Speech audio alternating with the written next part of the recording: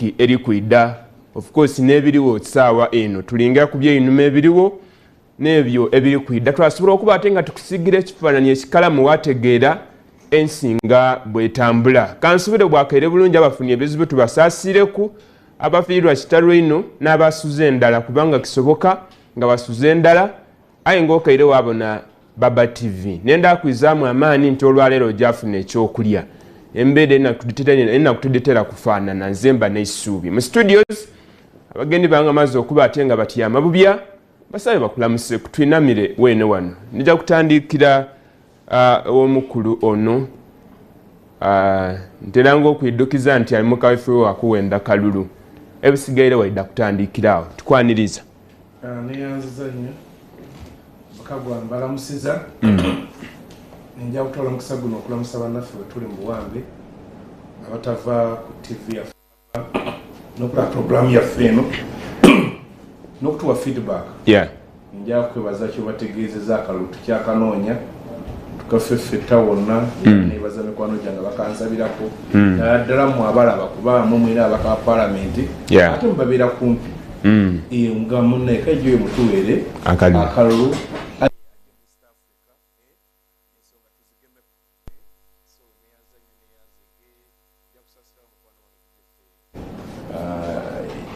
Gilf Kabanda yafiddwa sesiteba muziiko olwaleero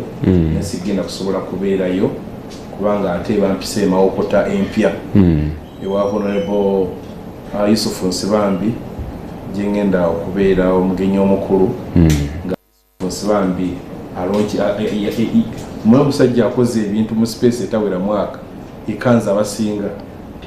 yasikidde abantu amasannyalaze n'agatwala mu byalo yabawa graders unity mabega twalonkinga eddwaliro abantu abali bazaalira so kati emimu egyo nagyona twagala genda project yazikoze ng'omuntu twagala genda okubeera wamu n'abantu kulaba nga tunyumyamuko n'amasanyalaze nti bannange ebyo tubikoze ate katwongere mu maaso kubanga bigira ddala mu manifesto yaffe kyetukola si nsobi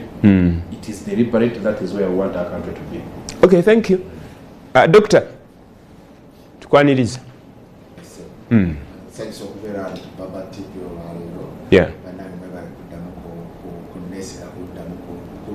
kuddamu okwogera ku nsonga ez'eggwanga ezitulo. Okay. Ntumira maama wange mena ziraba bizaale ne baganda bange bakatoola ba Rachel, Esther, Hannah. Okubeera ddala olusoga ezisingako. Eri waiwe. Maama we nimme naziraba muzaale. Eri waiwe. By the way, ebaza maama waffe oyo yatukuza the sophistication we have. Yeah. Omukazi asoga balungi. Okay.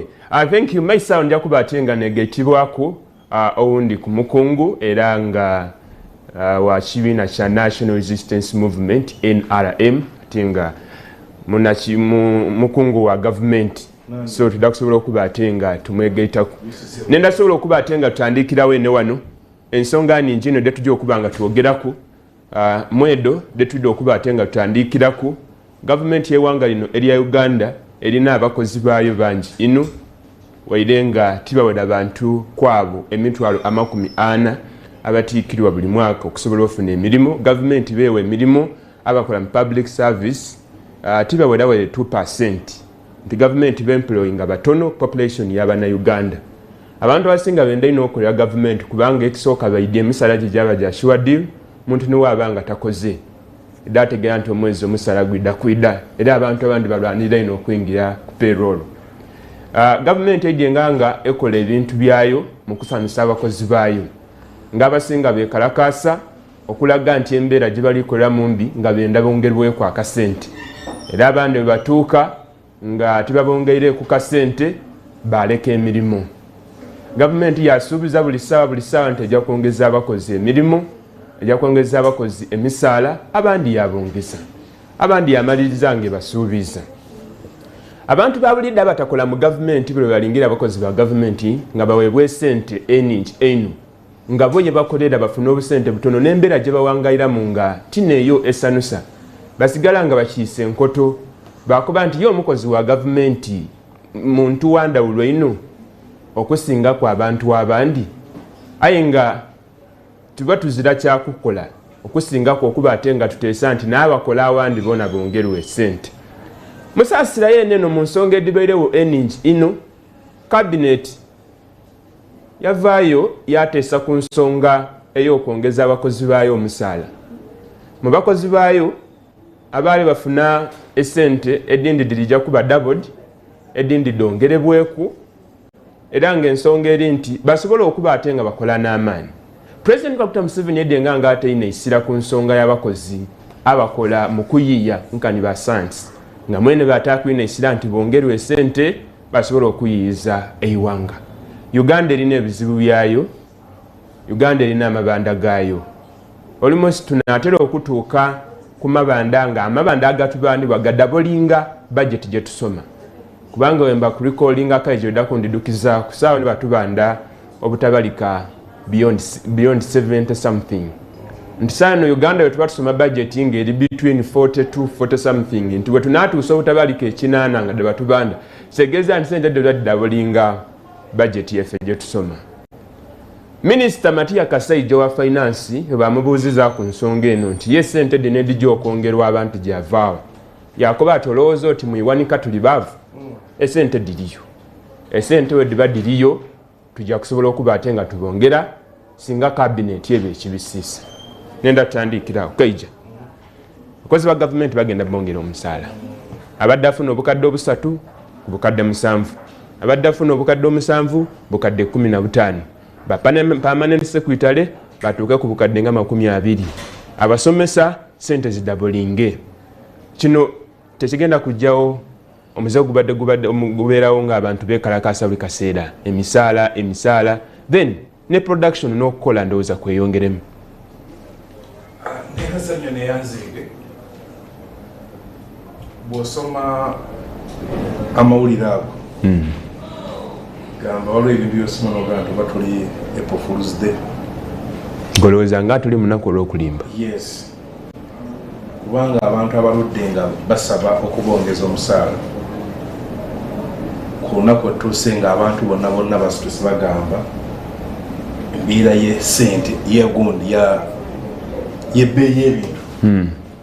yekanami nti abantu tebabisobola n'omukulu bwe yabasinkanye ekyo natakyogerako mukokasi yaye nayogera ku byekombe egadde birudde nga bisanguse eno ishu natajyogerako so kikwebuuzisa nti tegabanga n'amawulire ng'ekigendera kyago kukakkanya abawulira nti essuubi libaweddemu ng'embeera ebakaayidde ekyo nkiraba kiwanvu nnyo kinene kubanga waliwo increase naawe ekwewuunyisa omuntu abadde afuna miliyoni 3 afune 15 olabe 15 miliyoni 3 ng'oliwa 15 miliyoni 7 17 waliwo increase gyeweewuunya nze abafere kye bali mu nkunzibira e Kampala nti waliwo ekintu oli kyansuubiza nga kyagala okumpa nga luyalinga ndaba yali kiwadde muganda we oba muli okumpi olina kubira essimu twasoma naye olwakatonzijjukira nti naye nyina eddiiro gyenfunye gyenjagala okuwa nolawula naawe okijjukira musi kujjukira nenze gweyagala okuwa ddiiro ya miliyoni 200 nga luyalinga okirabanga it doesn't really make sense kawa abadde afuna obukadde 3 agenda afuna obukadde 17 katwekembere wegambye eyo increase kyeyo alondoola emirimu gya gavumenti eyo increase esukka kubanga 100% ziba miliyoni 6 200% ziba miliyoni 9 300% ziba miliyoni 12 400% ziba miliyoni 15 about 500%. Oba oli mukuddamu ku inflation gy'olwa addressinga oba addressinga ki kikwebuuzisa gw'oyogedde ku bbanja lya Uganda lye tulinanga n'emisaala egisinga twebulamyewole Uganda yafuna crisis okuva gavumenti eno bwe yajja ng'eye state ebyo naye nerowooza nti ebintu abalabe baali bakola byali bifo taata wange yatandika okukola mu 1973 taata wange yali accountant ne Cooperative Bank kataata wange nalaba bwe yafa mu 2017 nendaba appointment letter ye namuga tukubadde omusaala nga tutunuulidde embeera gyokola ki embeera gyemukoleramu gyeta cost of living naga nti tukibaze bulungi bwagwe gwe musaala gwo naye buli mwaka gujja kweyongeranga ebitundu 3 ku 3%. Kwegamba nga teetagana kugenda kusaba kubogeza musaala nga kyakimanyi ezo sente zigenda kubeera nga zirinnya. So that is how systems work. Kakati wano ogenda n'osanga abantu abeera omusaala gwe gumu n'agubeerako okumala emyaka n'emyaka. Ebiseera ebyo n'abantu baafuna nga pressure zino zoolaba balina nga food and beverage abakozi ba gavumenti gibajjanga ebikubeye gavumenti yayinanga amayumba omuntu gye yasulanga ako gonna gatundibwa ennagulo biwulire ebikola ki ebiriyo walinga public transport ng'omukozi wa gavumenti oba atambulira mu basi za gundi za gavumenti nga ebbeeyi n'abanga talina pressure kale essaawa ya leero oli akasala kafuna naddala b'emisaala egya wansi yamanya gy'asula kale n'osanga ng'omulamuzi n'osanga omukozi wa gavumenti abeera kakiri naye ate omusubira no ku ssaawa 2 kyova twamuwa mmotoka. Yes, ngambye abakozi ba gavumenti abasinga naddala abawansi ezo emmotoka zoolaba ziri kubali abawaggulu naddala abasinga okubeera abawansi bebeeyiya n'omukakati ne kireeta obubbi nti omuntu omwadde emitwalo 4 ng'essomero lya nasale lya mitwalo 6 ayina abaana 4 nga luye talina ate alina okulya alina okwambala alina okusula yemu ku nsonga kati tetugamba nti akasente kalabika katono so tukongereko then status of living erinye waffe FDC tuludde nga luteesa mbwe eggwanga lino okwadressinga disparities ezo twetaaga kye bayita salaries board omukulembeze w'eggwanga afuna million 3 buli mwezi MP nafuna million 2 n'okwambuka agulu okusinzira wajja akola ki gyava n'osanga PS wa finance si aguli aba accounting officer bonawala abakulu aba Uganda najja nafuna million 15 n'asanga ata supervising idi wa Kampala afuna million 45 nga weebuuza n'osanga ojjukira driver wa Musisi yafunanga million 7 nga lecturer Makerere afuna million 2 kati ezo disparities ezo nosa tulina kuzeewunya nobuuza ono yasoma ki ono yakola atya wano mu Uganda ekizibu ekijja okwadressing emisolo emisaala gyonna twetaaga salaries board kati ogenze n'ogamba nti abakozi ba gavumenti visa byabakolere bweru asi kiri gavumenti okusasula abakozi bayo bulungi by the way mu nsi zonna emisaala gya gavumenti gyegibeera egya wansi era abantu abakolera mu gavumenti bantu abaga nti akola basinga kwagala ekikunsinga kibasinga okwagala pension nti bw'owummula waliwo akasente k'osigala ng'okyakola simba wakati dakikaddi lya 48 nedibise ku ssaawa 4 kansooke ngeme mu katono kati ndijja kuba ate ngandira twegayitibwako mbaka wa gavumenti okuva mu division ey'ekawempe era kusobola okuba ate nga tutandikira awo tavaawo tulikwira